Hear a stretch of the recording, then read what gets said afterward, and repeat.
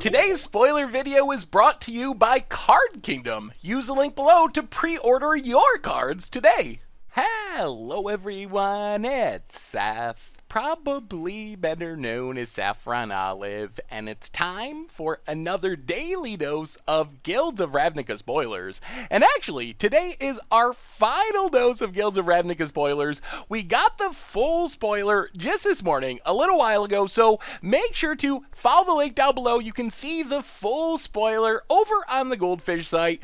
Tons of new cards, so much that we can't talk about everything. However, we do have a few rares to talk about today, along with a few lower rarity stuff, but like I said, head over to the website, check out all the spoilers there. Anyway, let's jump right into it, starting with a green 1-drop Pelt Collector. So Pelt Collector is actually pretty powerful. 1 mana elf, you get a 1/1. Whenever another creature you control enters a battlefield or dies, if its power is greater than Pelt Collector, you get a +1/+1 counter on it, and then as long as it has 3 or more counters on it, it has trample. So this is basically an experiment 1. It essentially is similar. It's actually an upgraded experiment 1. Getting trample is nice. Triggering when creatures die is a bonus.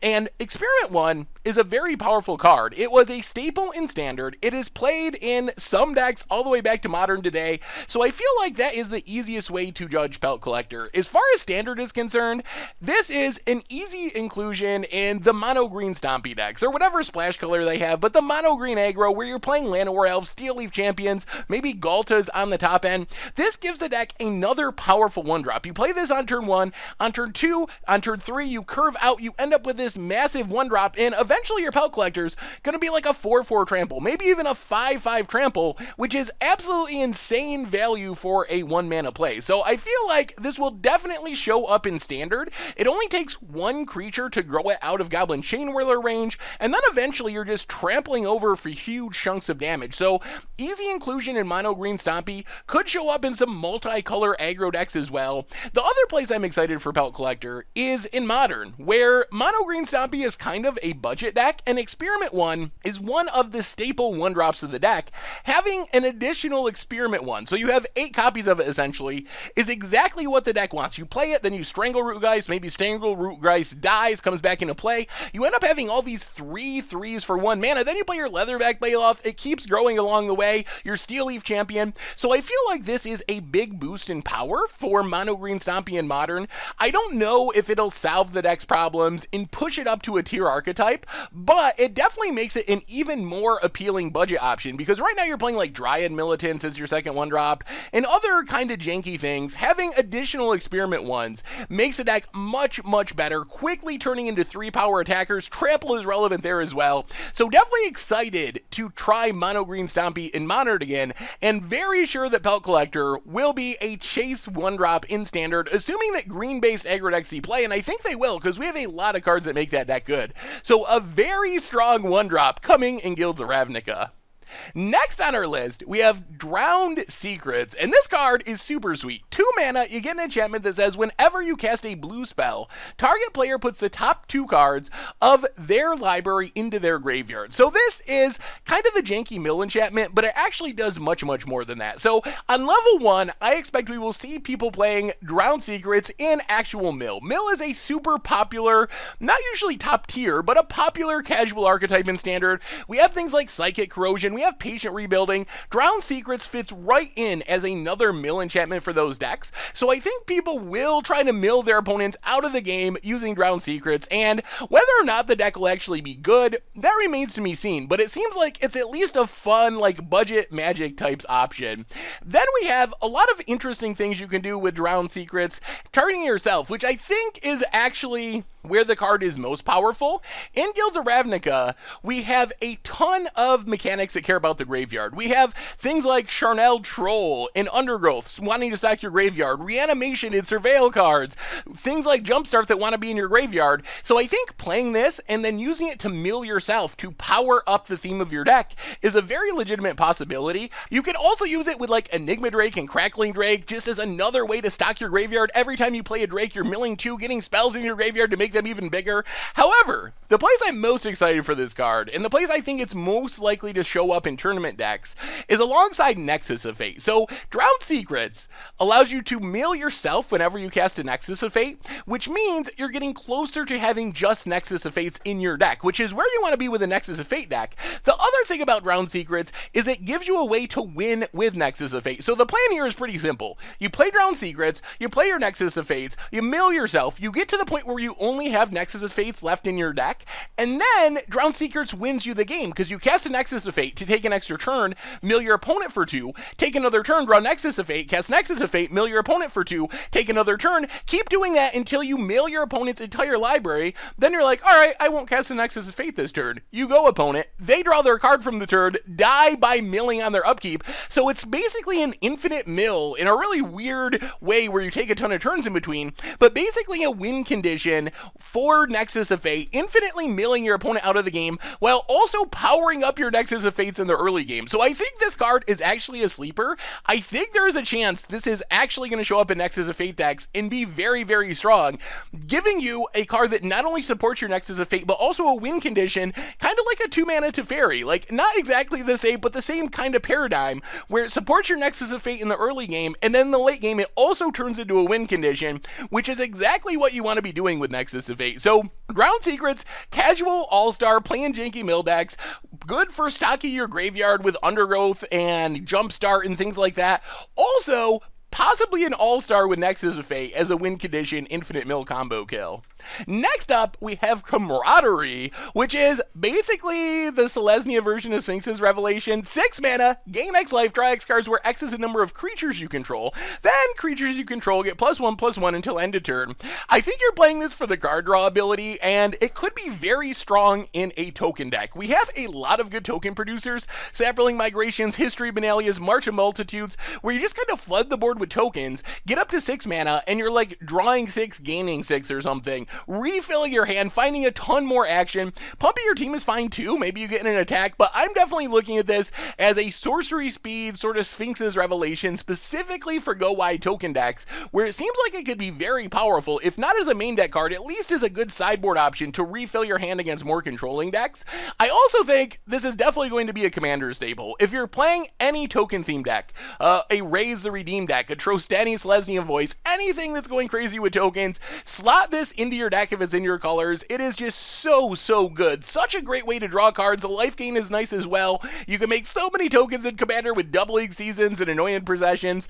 So I think Camaraderie has a chance at token decks at Standard. Definitely an all-star in token decks in Commander, where it's going to be one of the best card draw spells in your deck. So much value for just 6 mana. We also got Dawn of Hope, which is kind of an interesting life gain payoff. So 2 mana enchantment. Whenever you gain life, you can pay 2. If you do, you get to draw a card, and then you can pay 4 to make a 1/1 white soldier creature token with lifelink.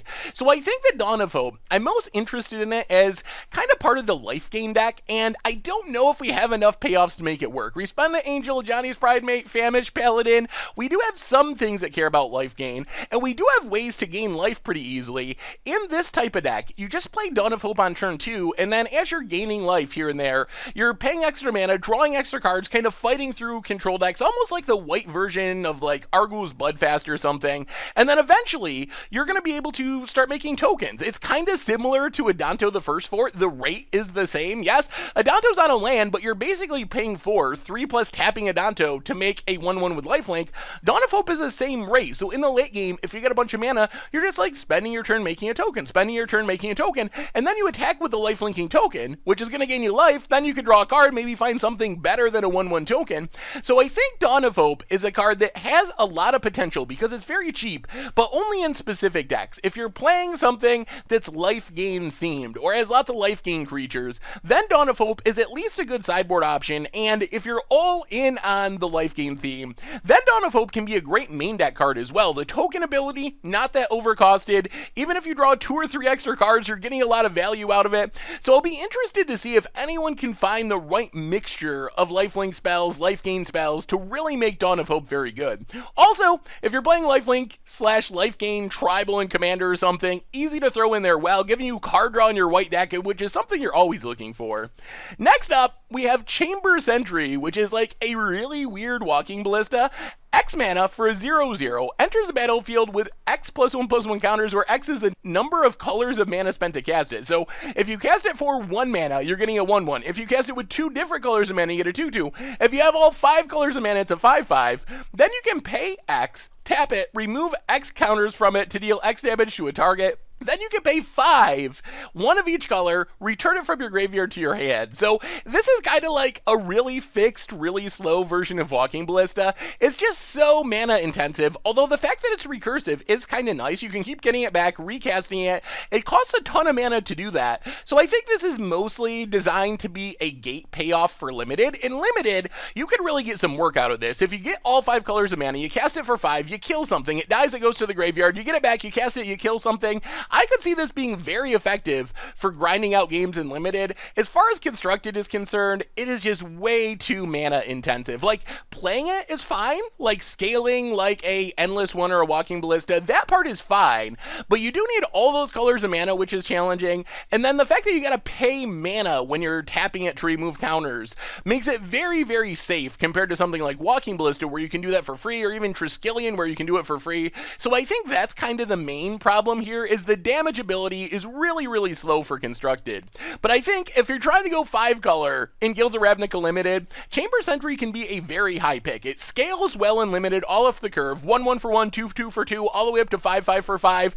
The damage is relevant, and being able to keep getting it back from your graveyard is a weird source of card advantage, is very appealing. So I think great for Limited. I would be surprised if it got on in Constructed, but a super cool card nonetheless. We also got Bounty of the Mighty, which, meh. I mean, instant speed, it's basically a triple giant growth. You get to target 3 creatures, or 1 creature 3 times, with giant growths for 6 mana, and this is a card that seems like a blowout in Limited. You cast this, you probably kill your opponent in Limited, wait till your opponent blocks, you get 9 damage in on an unblocked creature. That's going to close out a lot of games. This is easily first pickable in Limited, I would assume. As far as Constructed is concerned, I would be surprised if it caught on. 6 mana is a lot, even at instant speed. These type of spells get blown out by removal, so maybe, I don't know, Carnage Tyrant +9/+9 on your hexproof Carnage Tyrant, that could maybe be a thing, but this mostly seems like a limited bomb that has kind of limited potential as far as Standard is concerned. Otherwise, I want to mention a few lower rarity cards on the way out the door, but make sure to head over to the site, link down below, see all the lower rarity stuff, all the cards there. Playcrafter, pretty interesting card. 3 mana, 3/2, Human Shaman. Human is important. When it enters the battlefield, each player sacrifices a creature or a planeswalker. If you can't, then that player discards a card. So this is kind of like a Fleshbag Marauder, but it's always relevant because you make the opponent discard if they can't sack something, and it can get rid of planeswalkers, like Teferi. So I think this could show up in Standard, especially if you can sacrifice your own stuff for value, like Stitcher Supplier, you don't mind it dying, Blood Operative, fine card to hit in the graveyard, Rekindling Phoenix, it's coming back anyway, so you can kind of break this symmetrical effect and just get a 3 mana Edict on a body out of it if you want to be sacrificing your own stuff. The place I'm more excited about it is possibly showing up in Modern in the Humans deck, where you can use it kind of like a Reflector Mage, but a Reflector Mage that deals with Teferi or Jace against control, because control decks don't very often have creatures, like they're mostly playing planeswalkers and spells. If you can Ether Vial this in and kill a Teferi, that is a massive swing, and worst case, you Ether Vial it in on your opponent's draw step when they have no creatures, make them discard the card they drew for the turn. That's a lot of value as well. So I think Plaguecrafter has some sneaky upside for Modern, especially in the Humans deck or other Ether Vial builds, but will probably show up in Standard as well, especially in decks looking to stock their graveyard or sacrifice things for value. Otherwise, a bunch of lower rarity stuff. I just pulled out a few things that are kind of interesting. Portico is fine, could be a part of the Arcades deck, a way to cash in your defenders for value, and another cheap wall to trigger Arcades, which is in Arcades colors. Is it going to make Arcades a real deck? No, probably not, but if you want to jank people out with Arcades, it's a really good addition. Gravatic Punch, kind of like a Fling, except you don't have to sacrifice a creature. Downside is it's 4 mana, and it can get blown out by removal. For some reason, I really like Pilfering Pilfering Imp. It's like a really slow flying Thoughtseize, but you can play it on turn 1, then sacrifice it, steal a card of your choice, a non-land card from your opponent's hand. So it's an expensive Thoughtseize, but the 1/1 body, maybe in like a blue-black favorable wins deck, could be pretty good. And then the Thoughtseize, grabbing like a Teferi or something, who really wants to spend their turn killing a Pilfering Imp? So you're probably going to get the value out of it if you have the mana to spend. Bugler Rat gives us another discarding 2-mana rat. Makes me sad that Paterboticon's rotating. Selective Snare, kind of a nice hoser for Ixalan tribes. If your opponent's playing all creatures of the same tribe, you can kind of just bounce their entire board pretty cheap. Crush Contraband, interesting for Commander mostly, where you get an artifact and an enchantment and instant speed for 4 mana. Generous Stray, addition to the cat deck, drawing a card, a nice addition, also very cute. And I think that brings us to the end of our daily Guilds of Ravnica spoilers for today, and also the end of our daily Guilds of Ravnica spoiler videos, because we have the whole spoilers. So let me know what you think in the comments, not only about the cards we talked about today, but now that we've seen the whole set, head over to the site, check it out, look at all the cards, and let me know what you think in general. Are you excited for this set? Did it meet your expectations? What do you want to play most? What guild are you most excited for? What are you going to play your pre-release? Let me know in the comments. Thank you so much for watching. I hope you enjoyed the video, and I will talk to you soon. Thanks for watching the video. If you enjoyed it, help us out by clicking that like button down below. And to keep up on all the latest and greatest, click that subscribe button. And don't forget to hit that bell icon to get alerts whenever we have new videos. And if you want to, check out some of our other sweet videos here and here.